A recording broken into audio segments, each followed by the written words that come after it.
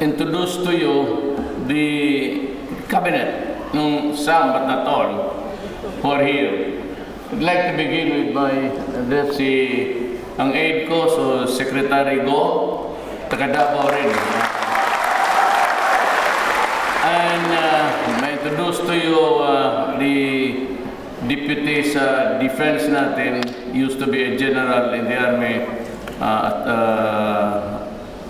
General Tabakero.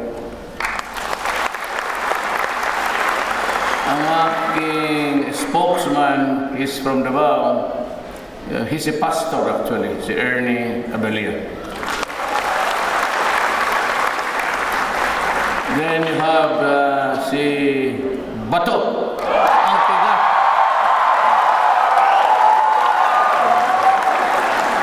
Tigas-tigas yan. The pride of the PNP. And we have Secretary Cayetano.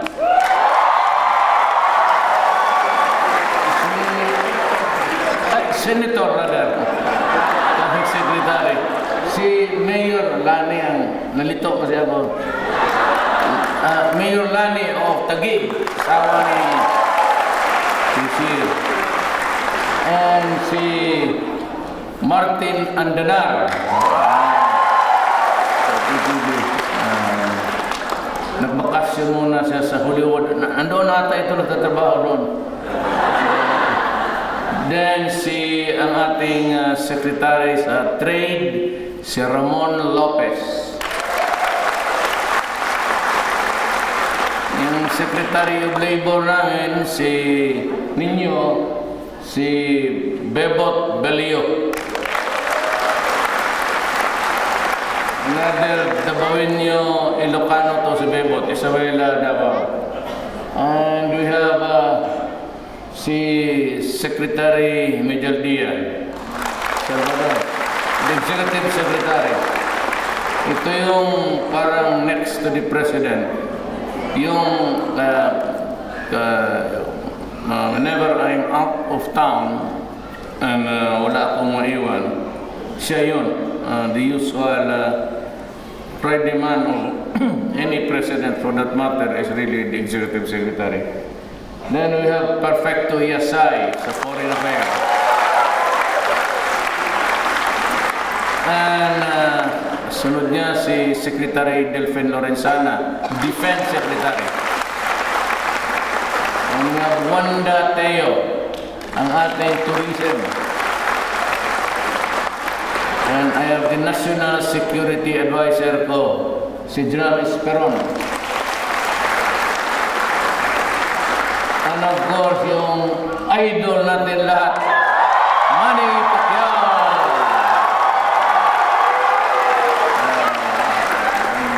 Mahusay na mag-boxing, mautak pa. Totoo lang. Many of your Ambassador Montero, Christopher.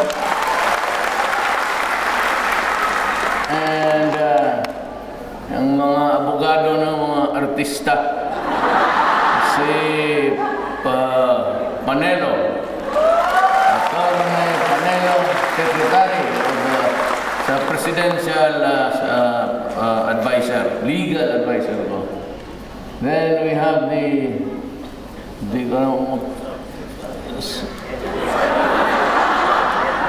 ang ating Chief of Staff, si bago lang. He commands the Armed Forces of the Philippines. And the other guy, General Miranda sa army. Kasabay.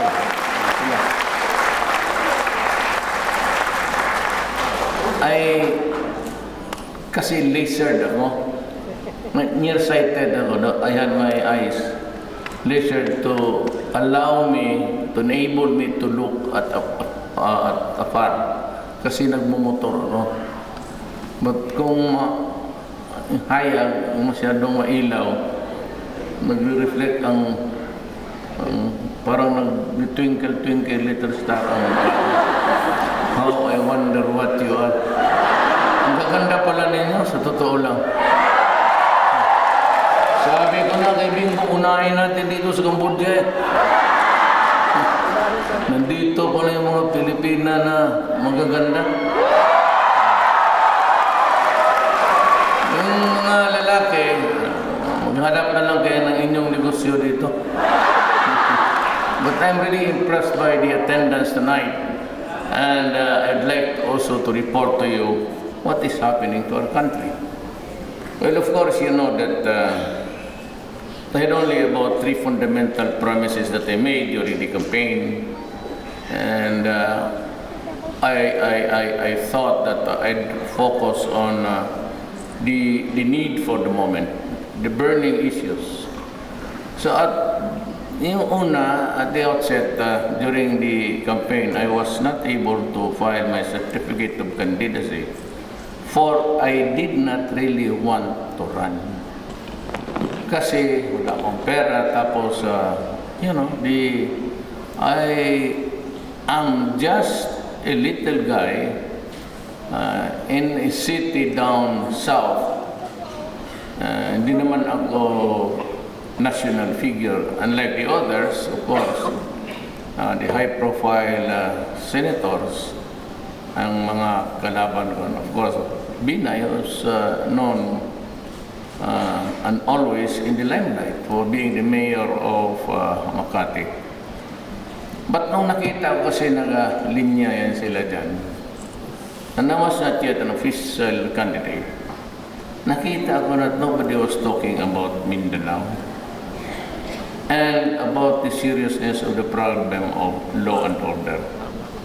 Of course, they mentioned about drugs and everything, but it was more of a lip service. Yung padaan lang, without really presenting to the people what they intend to do.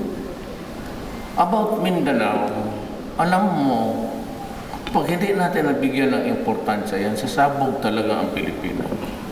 And you might just see one day na nawala na sa atin yan.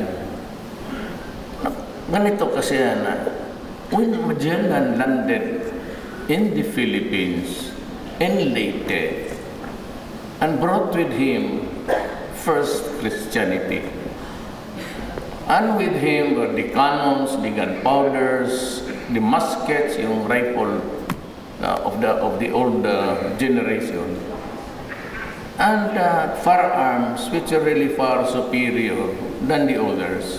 Yung mga bangkaw pati, yung mga bow and arrow pa na.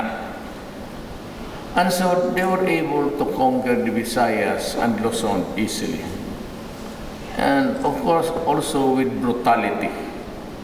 You cannot just imagine that they came there with an open arms from our forefathers.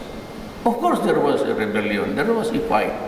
But they were really white-looking Caucasians who were new to the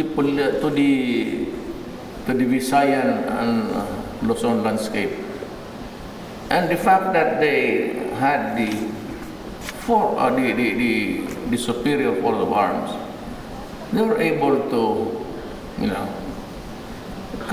we capitulated our forefathers on bended knees. And so Christianity was flourishing, but they saw Mindanao. But the entire Philippines, before they came, was really part of the Sri Visayas Empire of the Malay race.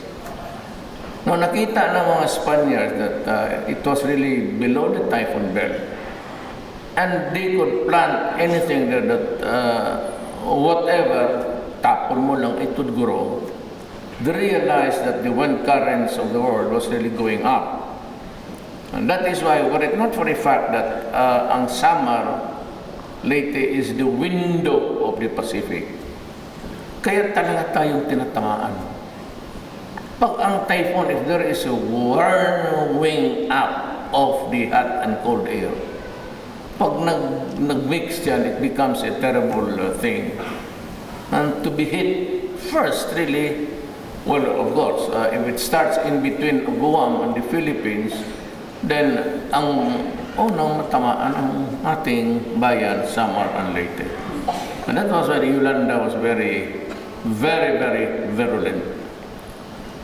Ganon. So sa Mindanao nakita nila, but they were limited to the coastal areas. They were not able to penetrate Mindanao into the entrails sa loob because malakas ang opposition. And what is that opposition? Islam. Ang poste nila, Islam.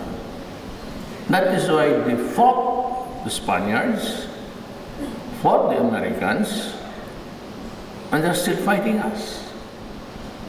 And everybody, every time they talked about politics and Philippines, I could not see anybody in the horizon talking about the seriousness of the situation. So, doon ako nagdadalang isip, pati yung drugs. They will just, basta padaan that we will take care of drugs. It turned out, kita mo ngayon, it was not that easy.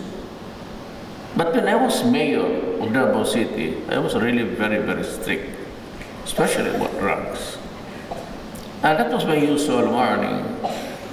And of course, it was carried on until now by the opposition, which was also if you're from Davao, ang una na talaga nila sa akin is yung extrajudicial killing.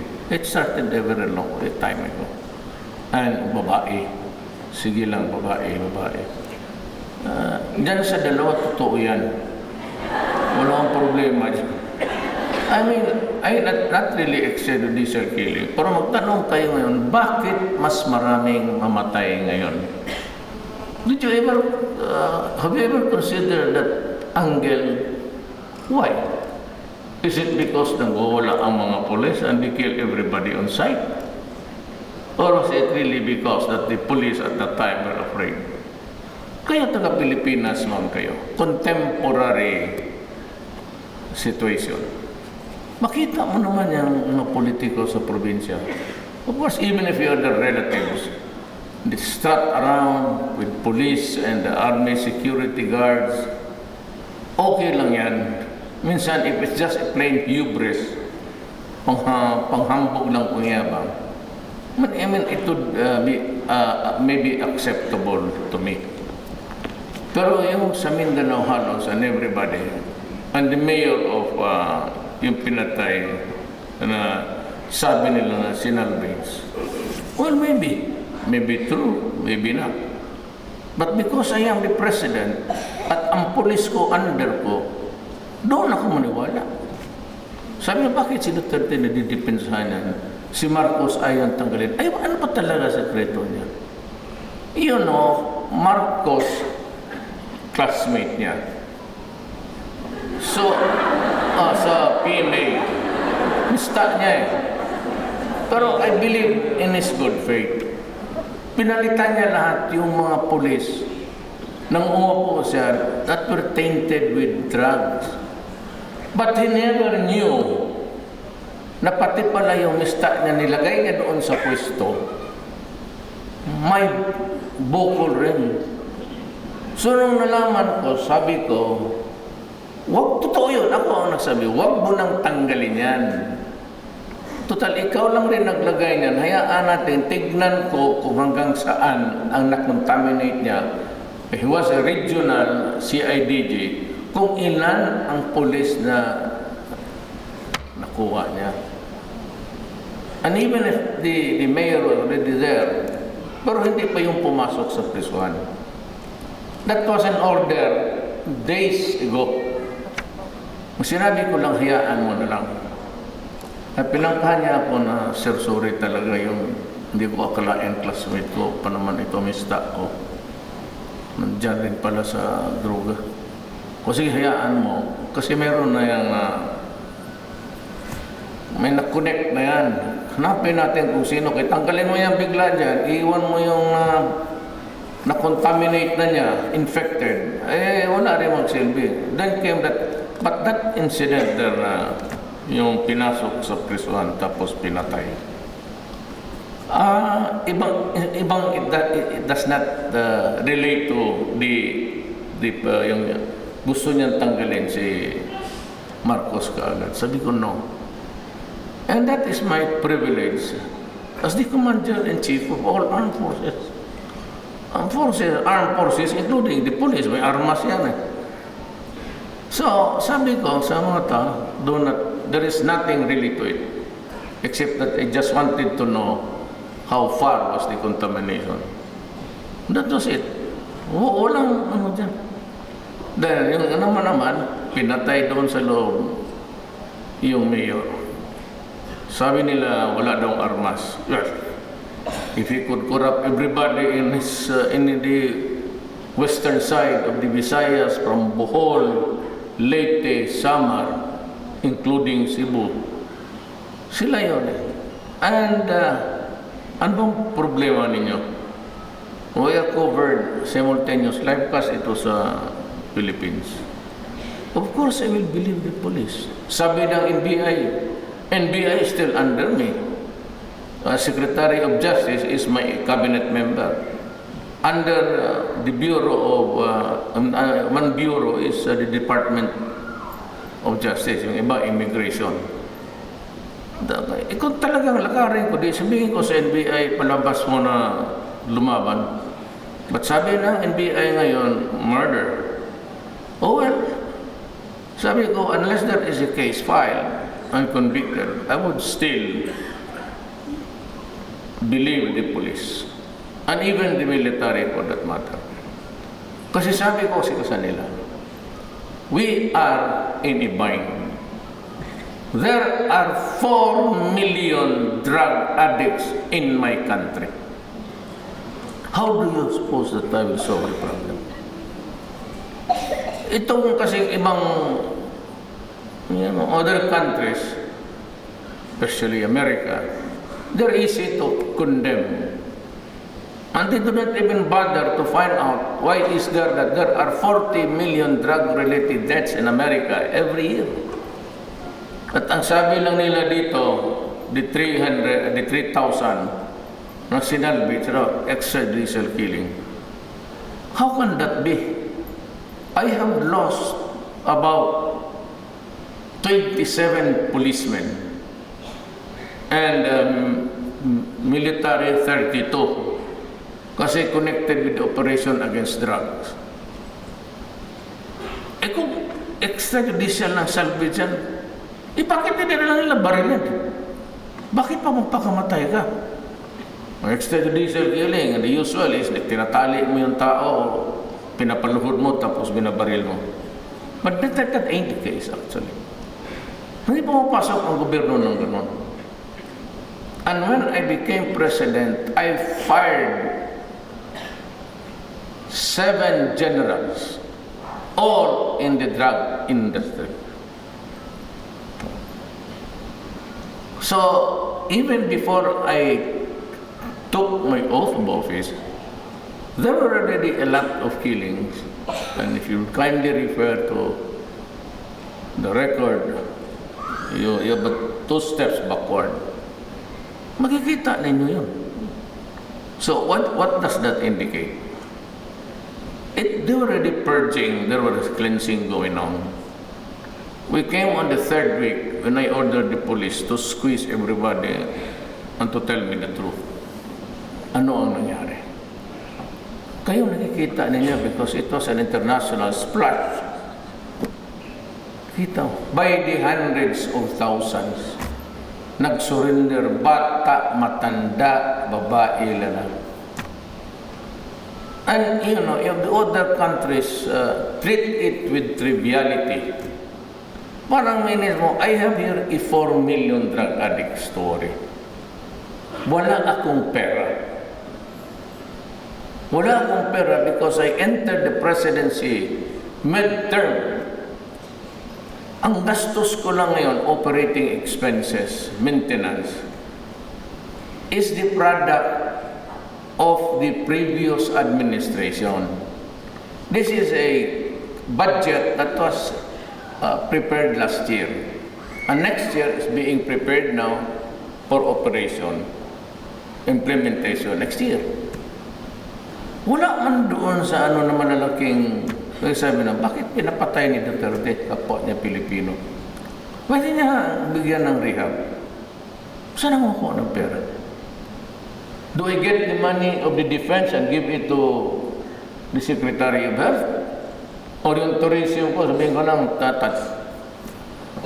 pahayaan mo na yung mga turista kung ayaw nila magpunta o hindi. No, that would be robbing Peter to pay Paul. Ang talagang DSWD, pati ang health, wala. Zero. So I could not do anything. Were it not for a singular Chinese guy, a philanthropist, and may God bless him all the way. He donated, kasi sinabi ko sabi niya, meron silang i-donate a facility for drug rehab. Sabi nila wala silang lupa. So I ordered the military to open all their camps and accommodate yung mga maglagay ng rehab. So yung nandyan ngayon sa 10,000 people facility is in Fort Magsaysay.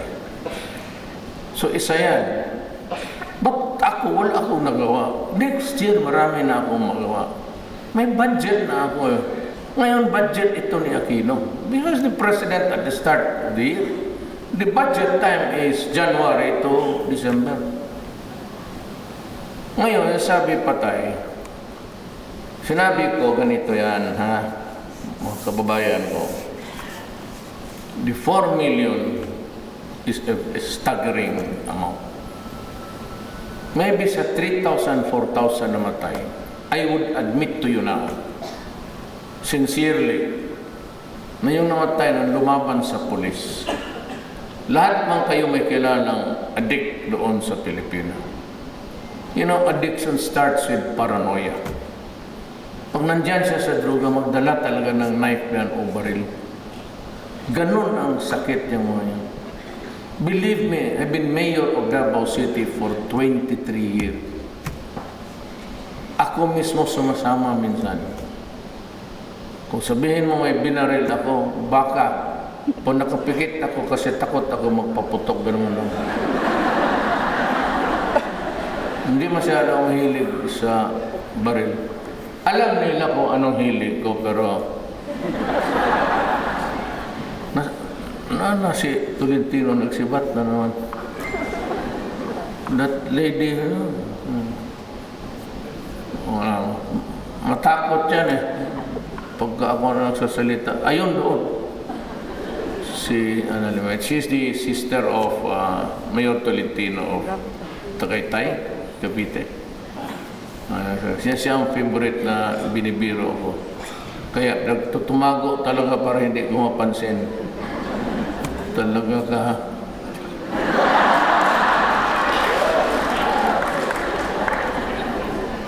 No, kaya matagal na kami. Bata pa kami noon eh. Bumuton na kami ng kapatid niya. Tapos ito siya, she was working for a congressman. Nung member ako ng Congress, nagbababa yan siya doon. At lahat naman kami ng congressman tumitingin sa kanya. Pinandalahan ko ng suha, hindi mo lang ako pinansin. Suha na Davao yung... Hindi lang mo nagpasalamat. But she's working in Malacanang.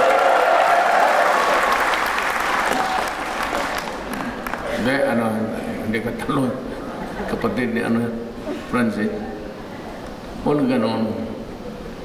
Ngayon, bakit ba talaga ako ganito? Alam mo, magprangkahan tayo. Tignan mo ang Costa. Sundan ninyo ako. At 200 per snort every day.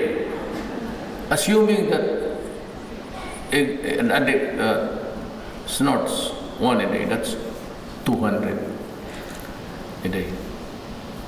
In 1 month, that is 6,000. The 6,000 yung times, wag mo na yung akin, yung kay Pidea mo ng 3 million. Wala pwede pa out tapos sa account niya. So, times 6,000 times 3 million, that's about 18 billion. a month. And that is 216 billion a year. Money that should go to the table for food, money that should be earned and spent for the schooling of the children, money to answer for all of the needs. Saan na pupunta? Doon sa taong tinamaan ng bisyo ng Pilipinong kawawa. So, pag-start ng addiction, there is always a social dysfunction at a family, dysfunctional family. Maghiwalay na yung asawa, binubugbog yung anak, sinasampal yung nanay, nire-rape yung mga bata, at walang pera, nag-hold up. That is why crime rate in Manila of all sorts of brutality, bata, 1-year-old, tatay hinahampas ng martilyo, nanay sinusunog kasi nakikita niya demonyo na at akala niya kalaban niya, and the horrible things that shabu can create, can destroy the brain. Yan ang ayaw ko. Kayo, may anak na kayo sa high school, or you might be financing one of your nephews or nieces. Mahirap ang buhay. Tapos pagdating doon, ang pera na for tuition, ibibili ng shabu. Tapos hindi na mag-aral, tinamaan na, at yun namang law-abiding magsakay ng bus, hold up, pati babae, binabaril. Anak ng, we were creating a country of, anong gawin ko? You know, I said, this is an issue of country. Wag lang tayo magsalubong when the interest of my country is at stake. Kaya papatayin talaga kita. Totoo.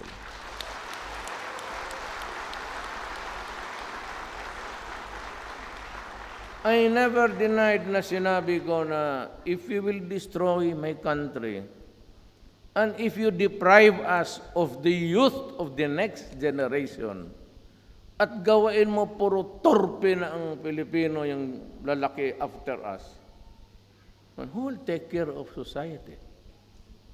If you have a mix of insane persons, you know, shabu, incessant or constant use of shabu will shrink the brain of a human being. If it is shrunk, then rehab is no longer viable. Saan ko ito ilagay? Of the 4 million now, ilan pa ang malibre ko? Ilang tao pa ang mahata ko dito? But they have to go rehab, or else we will have a problem of people who are users and at the same time.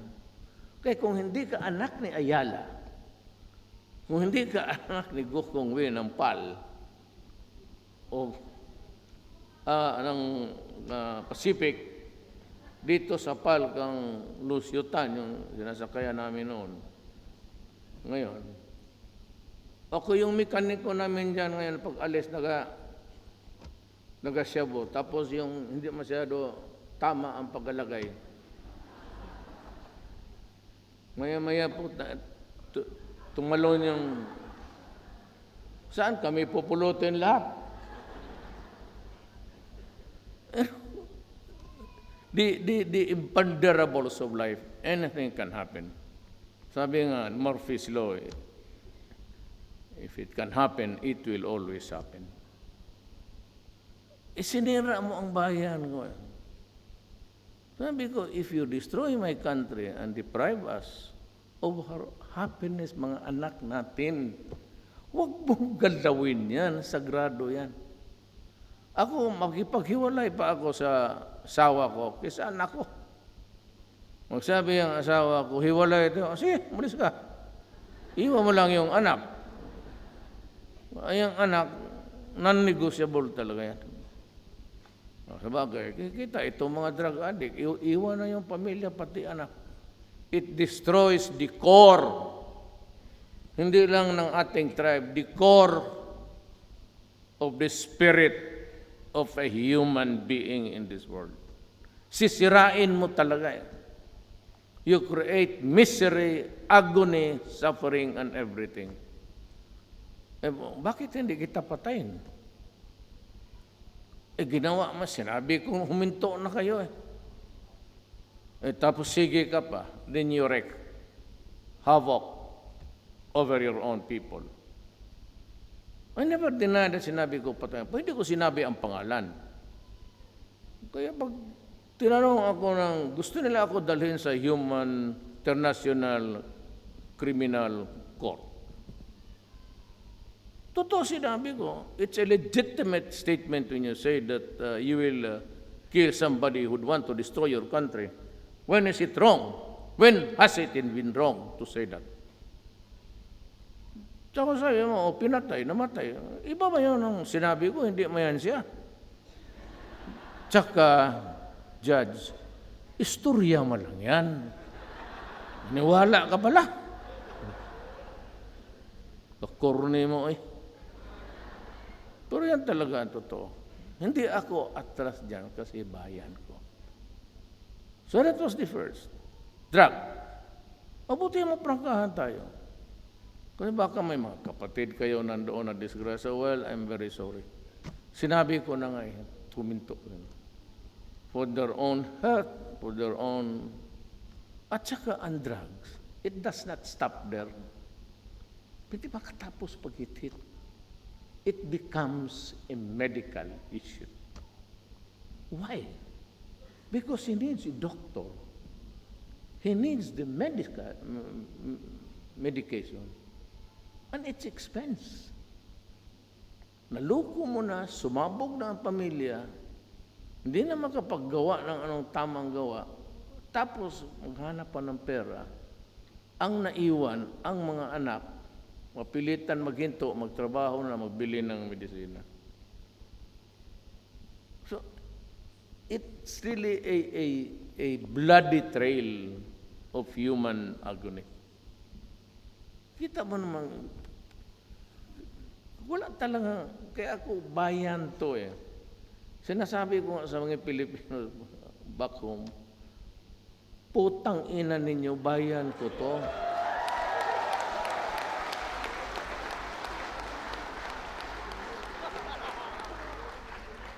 Do not fuck with it.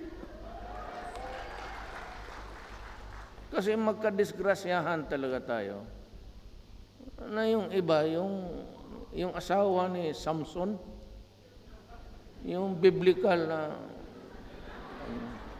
o yung asawa niya, mutya ng halimaw. Ako pa ngayon ang kasi yung bakit ko daw hindi ko pinatanggal. Sabi ko, huwag mong tanggalin yan. Kaya marami na matagal-tagal na yan. Bakit mo nilagay dyan? Meron niyang sariling network. Kasi involved siya So kaya siya masahin may network siya. Habulin natin. Yun ang sinabi ko. Walang ibang drama doon. Ako ang nagdadala. Do you know that kaya ko ginawa ito si Bato He was my chief of police sa Davao. Wala nung taong Manila, mayroong mas senior sa kanya sa PMA. Hindi ko naman kilala. Yung ibang general involved pa. So where do I get the good men in this planet to run the justice system? Siyang kinuha ko.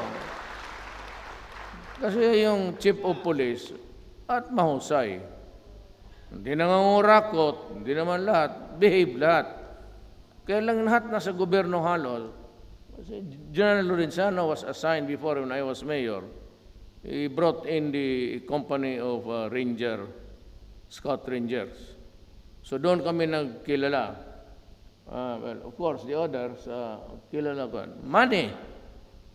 Alam mo si Manny noon, long time ago. Nakikita ko sa Davao, pag magbaba ako ng gabi, noon sa bilyaran, alas 4 ng madaling araw.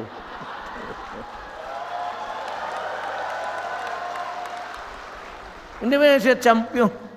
Kaibigan ko talaga siya. Manny, huwag kang ba-offend. Every time na mag-birthday siya, at saka may fight siya sa Las Vegas, sabihin niya talaga kay Bong, sabihin mo kay Mayor Bong, may ticket siya dalawa. Ako naman kasi, maggastos yung, sabi ko lang, sige lang man, pagdadasal lang kita. Always. Ganon. Birthday niya, maraming tao. Hindi ako pumupunta kasi, inuman, iwas putok ako. Alam mo na, but yung natalo siya kay Marquez. Tapos birthday niya, sabi ni Bong, iniyaya ka ni Manny. Sabi ko, ngayon Bong, magpunta ako.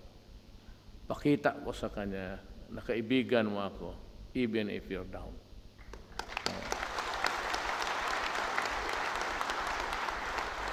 Ngayon, nanalo na naman siya, birthday niya, marami namang puntahan. Pero ako nung, kasi ngayon, siyempre, presidente na ako, proud siya, proud din ako. It's a mutual admiration. Of course, I'm proud to know a Filipino na lakilan o nakikita ko. Hindi pa ganun kalakihan. But, alam mo, ang sabi nila, it's short minutes of life for money. Sabi ko, taga Davao, kung mag-sparring yan sila, baski daw sa sparring, pag matamaan ka, baski saan, masakit daw talaga. So, ganun kalakas, sa totoo lang. Nakachamba lang yun si Marquez. Totoo. Chamba lang.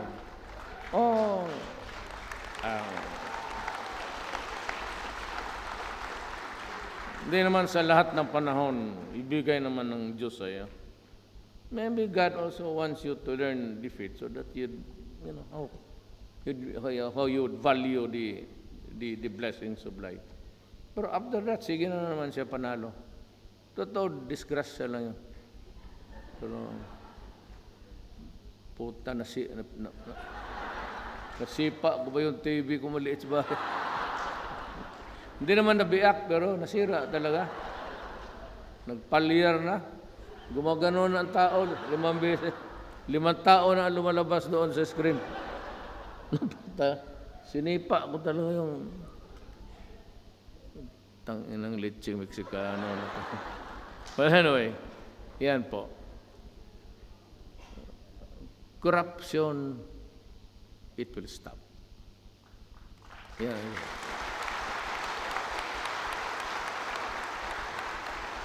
Wala akong papatawarin dyan. Baske kaibigan. It will stop. Stop. Sinabi ko talaga. Baski kaming magkaibigan, sabi ko. Pagka may nangyari dyan at under sa iyo, I'm sorry. Maybe even you would have to resign. Kasi yan ang pangako ko. Hindi naman talaga ako yung honest, very honest. Pero matanda na kasi ako. I'm 72. This is my last hurrah. After this 77, hindi ko nga malaman kung I would still be around till the end of my term.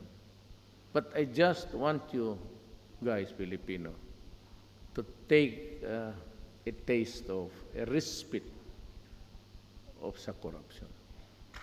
Kaya, wala na. You just Davao, PT before under Martin Andanar. After the news, blanco yan, screen. It's actually a program.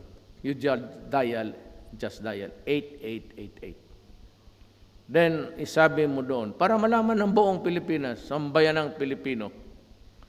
sa, sa opisina dito sa Register of Deeds, pinapabalik-balik ako, hiningian ako you can name them. Hindi mo na kailangan ilagay pangalan mo. And I will take it from there. Ganon ako. Tapos, akin talaga is dismissal. Hindi ako makontento ng suspension. Dismissal. Kung ayaw mong umalis sa trabaho mo, patayin kita. Ganon lang.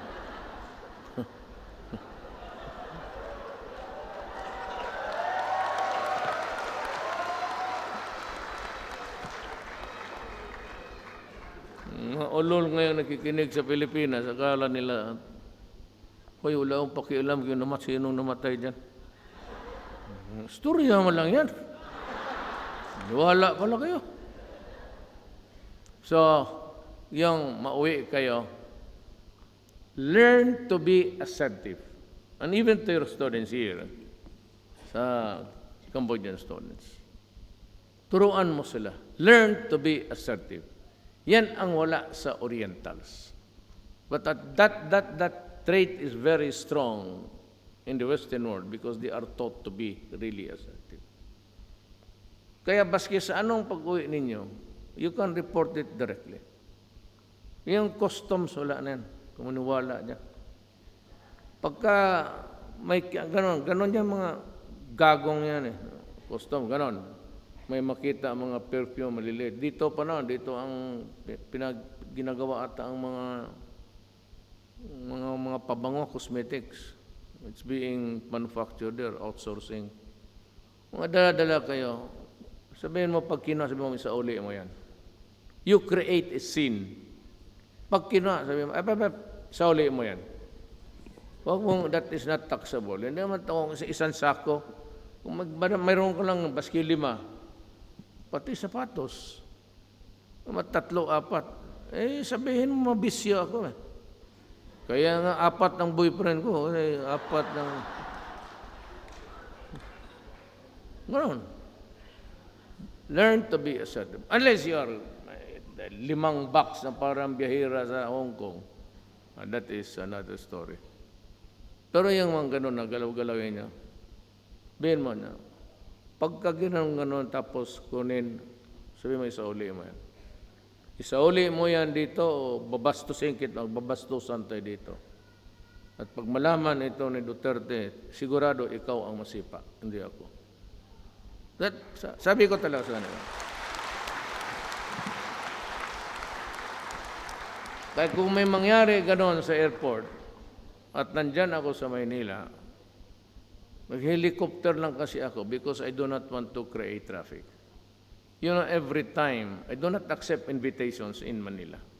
Whatever. Speaking engagement, birthday, kasal. Kasi pag magdaan ako, well, when I pass by, parang Semana Santa ang daan. Pero usually, 5 minutes before, lahat ng kanto, sarhana. And you can just imagine the exponential build-up. Galing yung kantong sinirahan mo sa likod. At ilang kanto yung sisirahan nila ng PSG. Alam mo itong PSG? Isa pa itong mga kurune. Nung nanalo ako pagka-mayor, hindi pa ako nag-oath. Dumating na ito sila sa bahay, sila na ang bahala. Pati yung mga pulis ko, kasi mayor ako, meron ako mga pulis. Alis kayo dyan, alis na. Kami na. Galit yung mga pulis. Bakit? Wala, PSG na daw, sir. Pag ikaw ang nanalo, PSG na kagad ang hawak sa security. May ko, sige. Yung paglabas namin ng bahay, maraming kanto yung maliit na, alam ko napunta kayo ng bahay ko. It's a very small house. Teachers' village lang nakatira. Pero I had it improved with the second floor. Nung lumabas na kami, sabi na straight na lahat, naka-blinker. Nakukurdihan na. Hindi ko gawain yan eh. I do not use a blinker. For the many years, magtanong kayo ng takadako. Hindi ako nagamit ng blinker yung siren. Nagagalit ako tuloy. Pag kami makita ko yung kinahanglan, either sunog or yung life-threatening situation. Nung nakita ko na puro naka-blinker, tumingin ako sa bintana, sa rear view mirror. Haba nito, puro ganon. Tapos sa dulo may mataas. Parang tori tignan sa salamin. Ano to? Sabi ko, guard, tanungin mo kung ano yung mataas dyan sa likod, doon sa unahan. Sabi nila, sir, ambulansya yan. Oh, ha? Bakit? Maambos pala ako. Baka lang, sir. Baka ako maambos. Sabi ko, sabihin mo yung PSG na yan. Yan sila nakaputi. Dagdagan mo na lang ng punerarya, kaya, para kumpleto na. Diretso-diretso na lang tayo.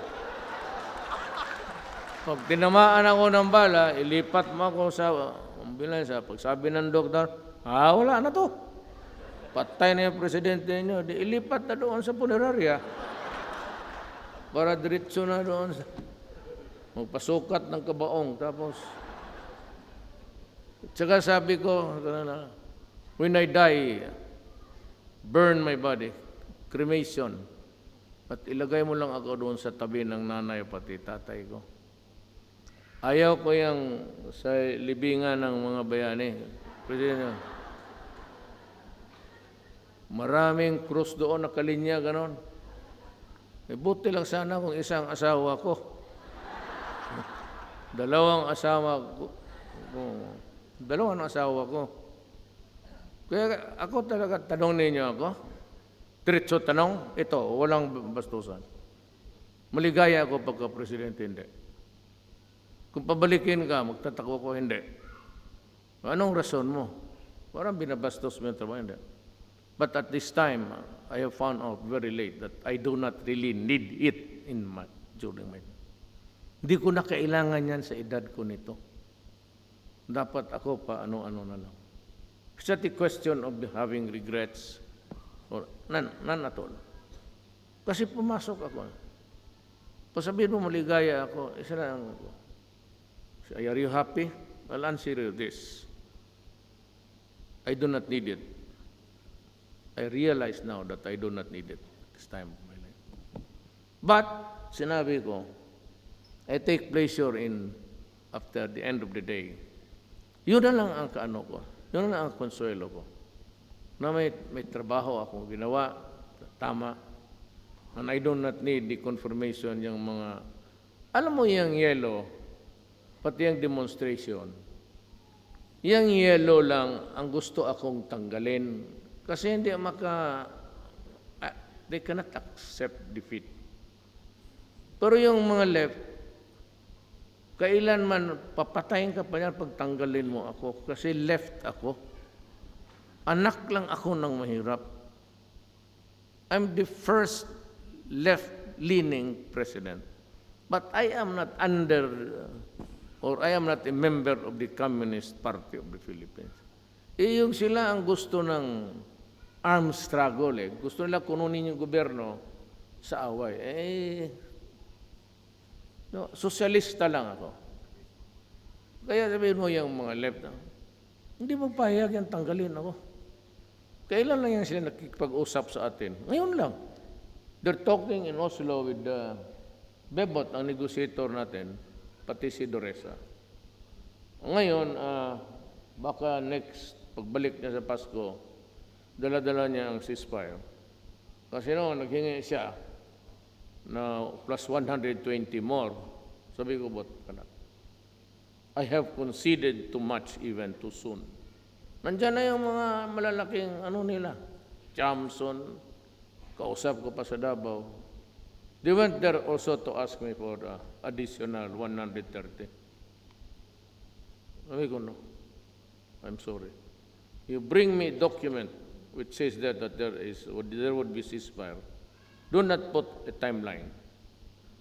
Then i-release ko yan pag nakuha ko. Ayan ang usapan namin. Kunin niya, i-release ko. Matatanda na rin yan. I've been there for 25 years, 30 years. Parang humanitarian, lang. Pero sabi ko, i-release ko kasi mawalaan ako ng baraha. Dahan-dahan i-release ko, mawala yung baraha ko.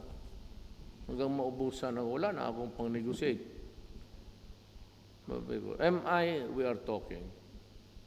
Nor Miswari, already out. Sabi ko sa military, palabasin ninyo yan dyan sa forest of Sulu.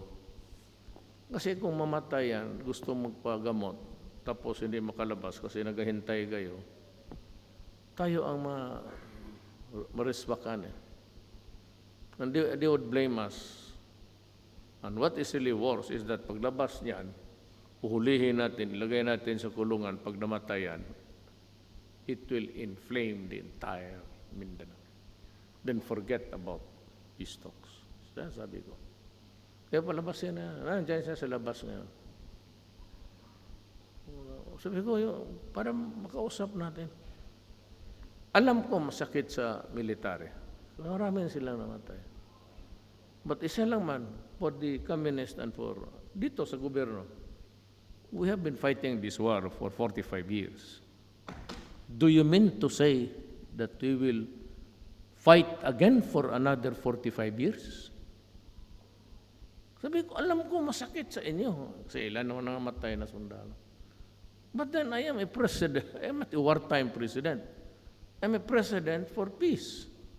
And I have to end violence in my country. Ang violence maiwan dyan, mga kriminal, kasi wala talaga akong patawad. Anak ng, wag niyo akong asahan dyan.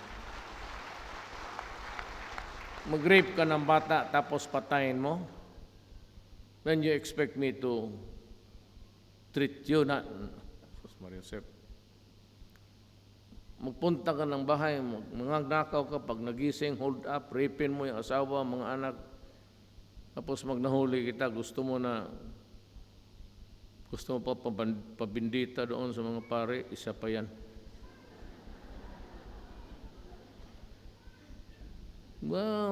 Bishop. Ang bishop ayaw sa akin nung eleksyon sa Luneta. Sabi ko, sige, kayong lahat na naniniwala sa Katoliko, sa mga pare, doon kayo sa mga obispo. Ang gustong pumunta ng impyerno, sumasama sa akin, paiwan kayo dito.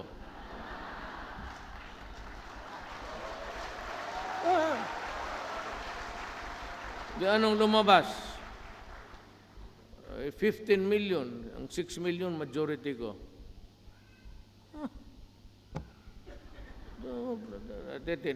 Kaya hindi nila ako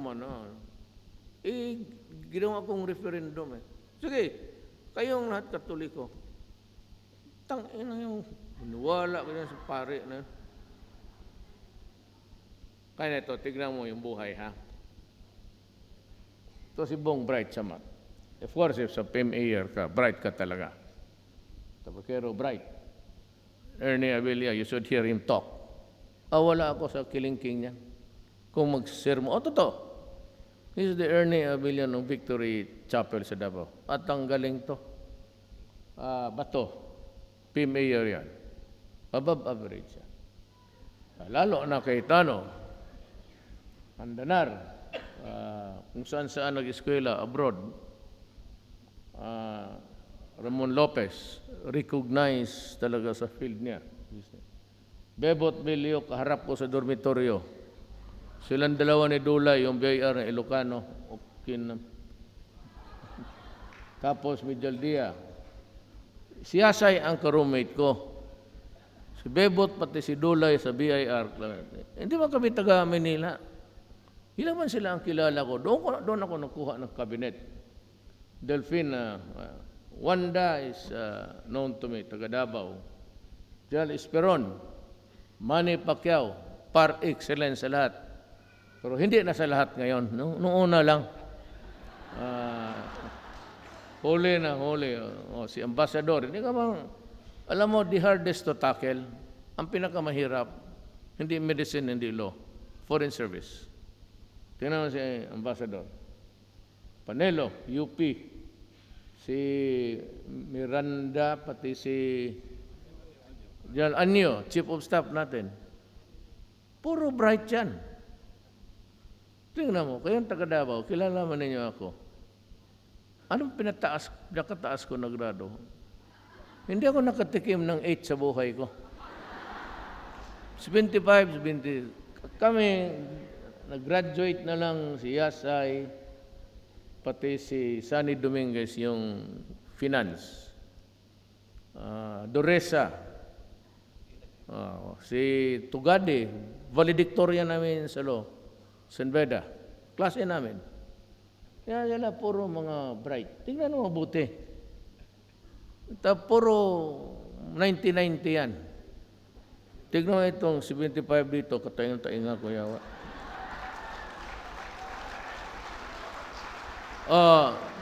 Sino sa inyo na valedictorian? Kung summa cum laude. You know, si Defense Secretary Lorenzana is from Cotabato City. Sino nagsabi sa akin na bright yan? Pastor Kibuloy. Sabi ni Pastor Kibuloy, classmate namin yan sa Cotabato, Notre Dame. Valedictorian yan. Lahat yan sila. Ngayon, tanungin ko kayo, sino ang cum laude, valedictorian? Ay yung 78, 77, gano'n lang.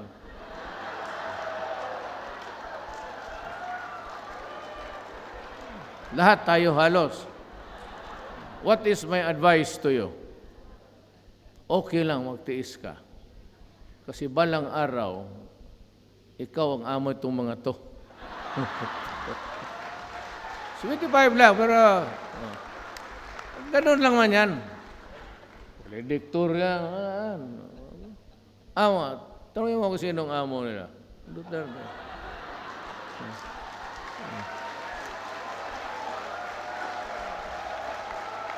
Ilang years ako sa high school? Sa awa ng Diyos. 7 years. Nag-graduate din sila, Yasay, ako na iwan. Sabi ng nanay ko na, anak, teacher, Rodrigo, kailan ka man pala mag-graduate? Sige lang, good man, dandahan lang. Dandahan, sige ka lang, 65. Magdating lagi 75 yan. Hinay-hinay lang. O hinay-hinay lang. Graduate sa high school, okay lang. Sa AB, pati sa law school, si Jang, yung Mindiola, di ba? Mindiola, pababa, Ligarda, yung kanto dyan, ice cold beer. Putang ina dyan. Diyan kami natapos. Sige, inom. Sige lang. Okay lang. Malaala ko, may isang professor kami. Tapos na tayo. San Beda, classmate ko si wala dito si Tugade. Bingbong San Beda yan, pero may classmate ako, dalawa. Bit Aguirre, Secretary of Justice, pati si Tugade. Kaya may professor kami na, ano ba, Ara Longgong, re? Abaulinte si Solidom ng professor namon. Magtawag siya sa imon nga last syllable. Kag si Villapuerte, pati ako na disgrasya, ang tawag yan, te! Duterte. Hindi ba ko punuhan Duterte o Villapuerte? Duterte! O di, akala ko, ako rin, tindig ako. Solidom, kung baka kababayan ninyo yan, lunggo yun. God damn it, Duterte, I did not call you. God damn it, why are you standing? Professor yan sa UP rin. Nisap. Sabi ko, sir, I thought, sir, I heard my name called. Because you are always talking at the back. Come here in front. Lipat ako. Sige ako, kamot. Maya nag-iba ang panahon. Sabi niya na, Mara! Villapuerte! Sino? You resign. Duterte! Wala pang tanong. Sige ako. What? Sabi ko, sir, pag ganun ka gano'n, pasuplado. There is no question yet, sir. So, God damn it. Stop scratching your head and spread your dondrop in this room. Leave it on your head. It is the only one you have. Yan ang istorya ng buhay ko. College of Law na. Ano yun? Terror yun. Well, anyway, finish it on time. But other criminality, there's another one that I'd like to, but it would take it's the talks now we're having with the Communist Party of the Philippines, and on the other side, sa Mindanao, they have agreed to talk. But there's a growing ISIS cell inside Mindanao. Kaya bakbakan kami hanggang ngayon. I'm worried about that. The ones that are doing the whole of bloody Middle East. Ang estimate kasi namin, kami military na, if they would run out of the land mass, kasi parang nakokorner na sila sa Aleppo, pati Mosul, they will scamper and look for territories, new ones to nurture and cultivate. They have always been adamant on having a caliphate, parang kingdom, comprising Brunei, Malaysia, Singapore, and the Philippines. So that's the bad thing there. But we are trying to, we're being prudent and trying to assess everything. But yung others, in the fullness of God's time, maybe we can make our city, our country peaceful. But ang sinisuguro ko sa inyo, corruption, pati drugs, talagang hihiritan ko yan. And it will be because of my country known as the Republic of the Philippines. Salamat po.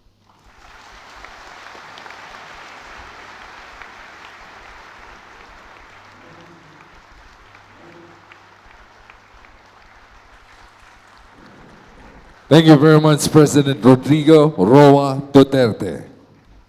We are all deeply honored for the time that you have spent in visiting the Filipino community in Cambodia. We invite all guests to please remain at your places for a group selfie shot with the President. Again, we repeat.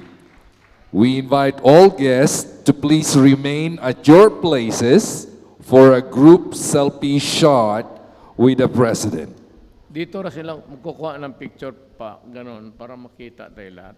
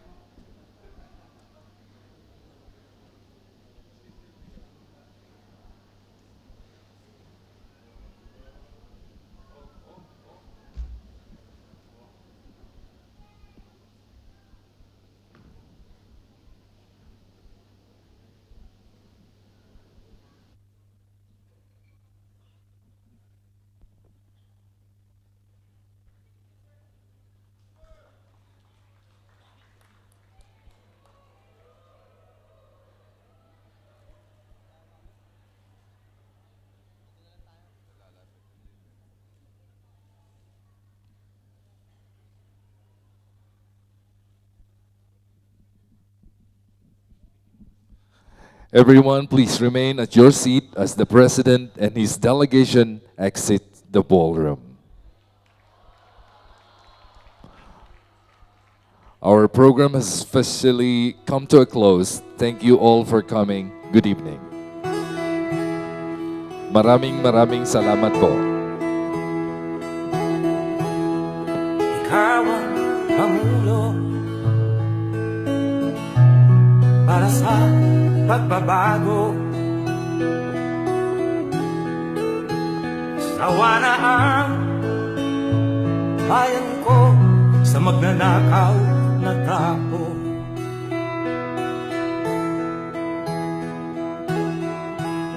madilim na kahapon,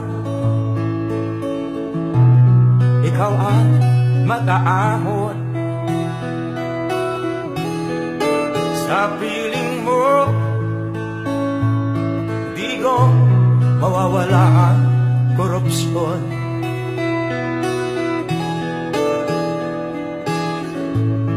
Tayo na, Pilipinas, tayo na magbago. Hawak kamay tayo para sa pagkasenso. Ikaw at ako, tayong lahat kay Rodrigo Duterte, para sa tunay na pagbabago.